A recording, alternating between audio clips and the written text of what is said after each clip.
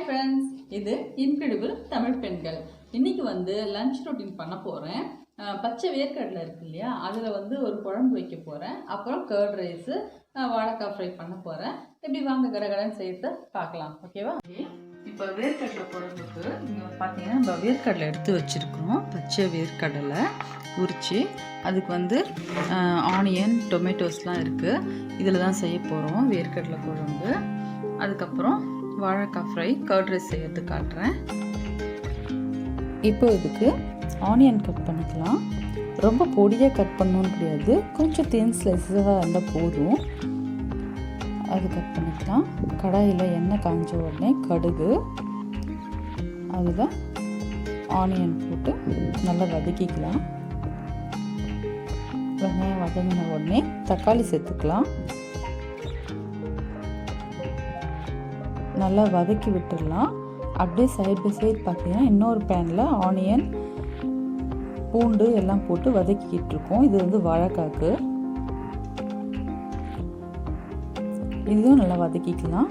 இப்போது இந்த வெங்காயம் தக்காளி வதங்கிறதுக்குள்ளே காய்கறி கட் பண்ணிக்கலாம். இதுக்கு 2 கத்திரிக்காய் 2 உருளைக்கிழங்கு எடுத்து வச்சுருக்கேன் இந்த வேர்க்கடலை குழம்புக்காக. அதை கட் பண்ணி போட்டுக்கலாம். வெறும் வேர்க்கடலை போட்டும் செய்யலாம், இது போல் கூட கொஞ்சம் வெஜிடபிள்ஸ் போட்டும் செய்யலாம், நல்லாயிருக்கும். இது வதங்கிறதுக்குள்ளவே நம்ம வெஜிடபிள்ஸ் எல்லாம் கட் பண்ணிடலாம்.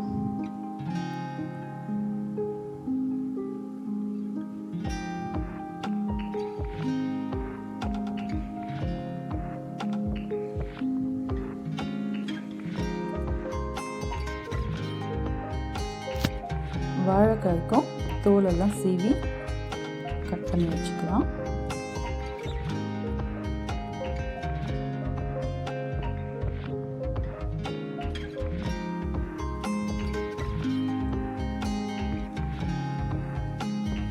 வெங்காயம் தக்காளி நல்லா வதங்கிடுச்சு. இப்போ இதில் இந்த உருளைக்கிழங்கு கத்திரிக்காய் இருக்கு இல்லைங்களா, அதை போட்டு கூட வேர்க்கடலையும் போட்டு வதக்கிக்கலாம். வேர்க்கடலை பச்சை வேர்க்கடலை தான், அது வேக வச்சு தான் இல்லை. அதை நல்லா வதக்கிட்டு விடுவோம். அதுக்குள்ளே வாழைக்காய் கட் பண்ணிக்கலாம். நான் ரவுண்ட் பீசஸை தான் கட் பண்ணுறேன். அது க்யூப்ஸாக வேணுனாலும் கட் பண்ணிக்கலாம். எனக்கு இந்த ஷேப்பில் பண்ணுறது பிடிக்கும், அதுக்காக ரவுண்டாக கட் பண்ணுறேன்.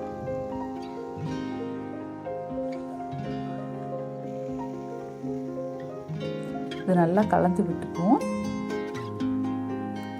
நல்லா வாழைக்காய் அந்த வெங்காயம் பூண்டோட நல்லா மிக்ஸ் ஆகிற அளவுக்கு கலந்து விட்டுக்கலாம்.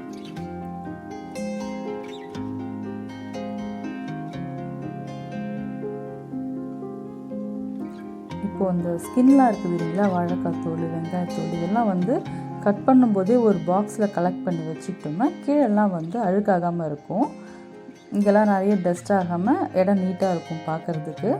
நான் இந்த வேஸ்ட்டெல்லாம் எடுத்துகிட்டு போயிட்டு கார்டனில் போட்டுருவேன். இந்த பாக்ஸ் மஷ்ரூம் வாங்கும்போது வர பாக்ஸ் தான். நெக்ஸ்ட் டைம் வாங்கும்போது இந்த பாக்ஸை தூக்கி போட்டு அந்த பாக்ஸ் யூஸ் பண்ண ஆரம்பிச்சுக்குவேன். இப்போது பாருங்க, வாழைக்காய் நல்லா வதங்கிட்டு இருக்கு. இங்கே இந்த வெஜிடபிள்ஸும் வதங்கிடுச்சு. இப்போ ஒரே நேரத்தில் இந்த குழம்புக்கு தேவையான மசாலாலாம் போட்டு ரெடி பண்ணிடலாம். இது போல் செய்யும்போது ஃபாஸ்ட்டாக முடியும் வேலை.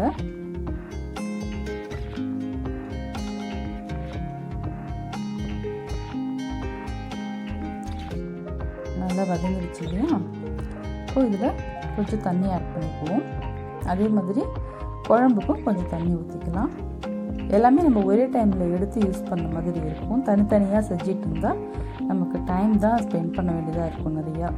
இப்போ குழம்புக்கு உப்பு போட்டாச்சு, வாழைக்காய்க்கு உப்பு போட்டாச்சு. அதே போல் மிளகாய் பொடியும் பார்த்திங்கன்னா குழம்புக்கு ஒரு 2 ஸ்பூன் மிளகாய் பொடி, வாழைக்காய்க்கு 1 ஸ்பூன் போதும். பட் இது நான் தயிர் சாதத்துக்காக செய்கிறன்றதுனால ஒரு 1/2 ஸ்பூன் எக்ஸ்ட்ரா போட்டுக்கலாம். இப்போ நல்லா கலந்து விட்டு மூடி வச்சுடுவோம்.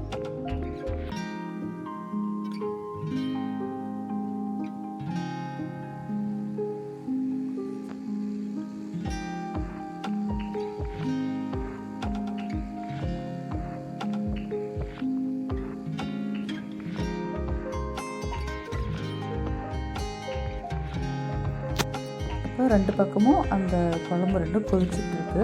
அதுக்குள்ளே தேங்காய் கட் பண்ணிக்கலாம். குழம்புக்காக கட் பண்ணி அரைச்சி வச்சுக்கலாம். இப்போ குழம்பு கொதிக்கட்டும். அதுக்கப்புறம் தேங்காய் ஊற்றிக்கலாம். அதுக்குள்ளே தயிர் சாதம் செஞ்சு வச்சிடலாம். இப்போது தயிர் சாதத்துக்காக சாதம் வடித்த சாதம் கொஞ்சம் இருக்குது, 1 கப்பு தயிர் இருக்குது. நான் வந்து இப்போது இது எலக்ட்ரிக் பிளெண்டரில் செய்ய போகிறேன். இது இல்லைன்னா நம்ம ஸ்பூன் வச்சு கூட நல்லா மிக்ஸ் பண்ணி விட்டுட்டு நல்லா குழன்னு ஆகிற அளவுக்கு மிக்ஸ் பண்ணி விட்டு செஞ்சுக்கலாம். இப்போ அதில் கர்டு விட்டு இந்த பிளெண்டரில் மிக்ஸ் பண்ணிக்க போகிறேன்.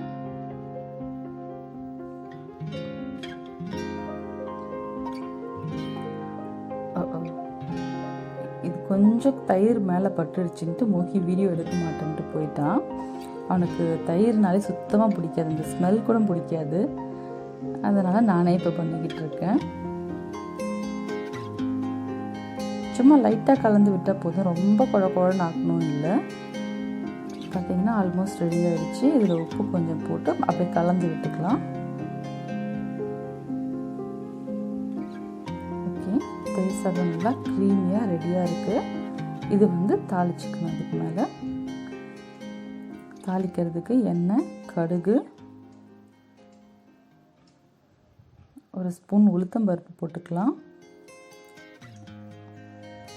அது பொரிஞ்ச உடனே பச்சை மிளகாய் 1 ஸ்பூன் போட்டுக்கலாம். அப்புறம் கருவேப்பிலை போதும்.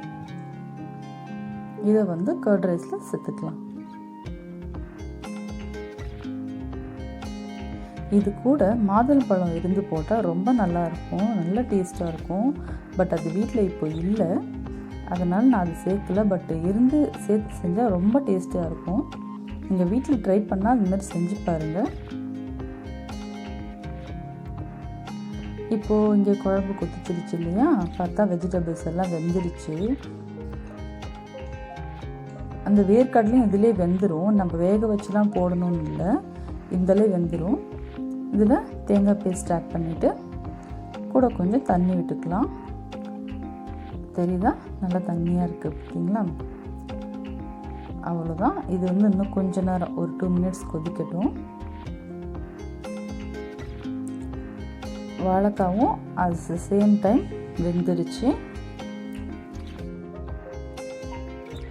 இன்னும் கொஞ்சம் நல்லா அது வேக வச்சு எண்ணெய் ஊற்றி கொஞ்சம் முருகலாக வேக வச்சு எடுத்துட்டா போதும். இது தயிர் சாதத்துக்கு நல்லா இருக்கும். நல்லா வெந்திருக்கு பாருங்கள்.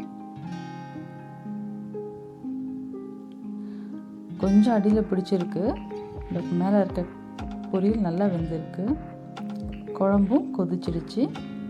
இப்போது ஸ்டவ் வந்து ஆஃப் பண்ணிக்கலாம்.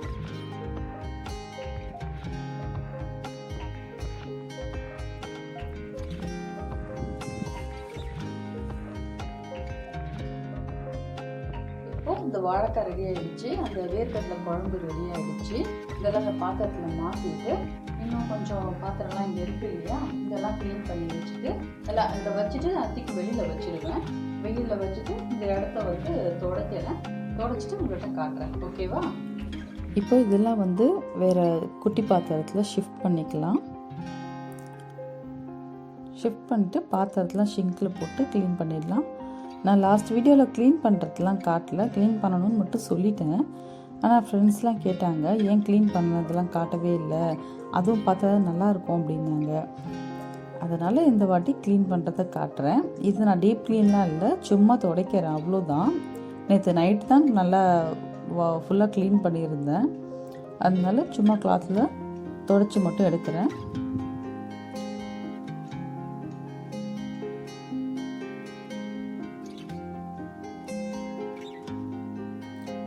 பாத்திரம்லாம் நான் செய்யும்போதே கொஞ்சம் கொஞ்சம் கழுவி வச்சுட்டேன். அதனால் இப்போ கொஞ்சம் தான் இருக்குது. பாத்திரம்லாம் கழுவிட்டு வெளியில் காய வச்சுட்டு துடைச்சிட்டோம்னா கிச்சன் நீட்டாக இருக்கும். இப்போ பார்த்திங்கன்னா குழம்பு ரெடி ஆகிடுச்சு. இதை செஞ்சு பாருங்கள், ரொம்ப டேஸ்டியாக இருக்கும். சிம்பிளாக தான் செய்யலாம், பட் டேஸ்ட்டாக இருக்கும். வாழைக்காய் ரெடி ஆகிடுச்சு.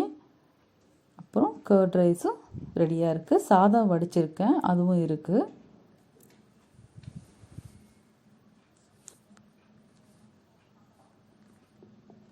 ஓகே ஃப்ரெண்ட்ஸ், இங்கே லஞ்சு சாப்பாடெலாம் செஞ்சு முடிச்சாச்சு. இந்த குழம்புலாம் வச்சாச்சு. பாத்திரம்லாம் கழுவிட்டு எல்லாம் எடுத்து வெளியில் வச்சுட்டேன். அந்த வாழைக்காய் செஞ்ச பேன் மட்டும் ஊறலை, அது அப்படியே இருக்குது. அது ஒரு 10 மினிட்ஸ் வந்து கழுவிக்குவேன். ஸோ இங்கே கிச்சன் ஒர்க்கு ஃபுல்லாகவே முடிஞ்சிச்சு. நான் 12:30க்கு ஆரம்பித்தேன். இப்போ வந்து மணி வந்து 1:20 ஆகுது. அதுக்குள்ளே பாருங்கள் ஃபுல் வேலையை முடிச்சாச்சு. ஓகே, இப்போ வந்து நான் நெக்ஸ்ட்டு வ்ளாகில் மீட் பண்ணுறேன். ஓகே ஃப்ரெண்ட்ஸ், நம்ம சேனலை மறக்காமல் லைக் பண்ணுங்கள், ஷேர் பண்ணுங்கள் அண்ட் சப்ஸ்கிரைப் பண்ணுங்கள். இது இன்கிரெடிபிள் தமிழ் பெண்கள். பாய்.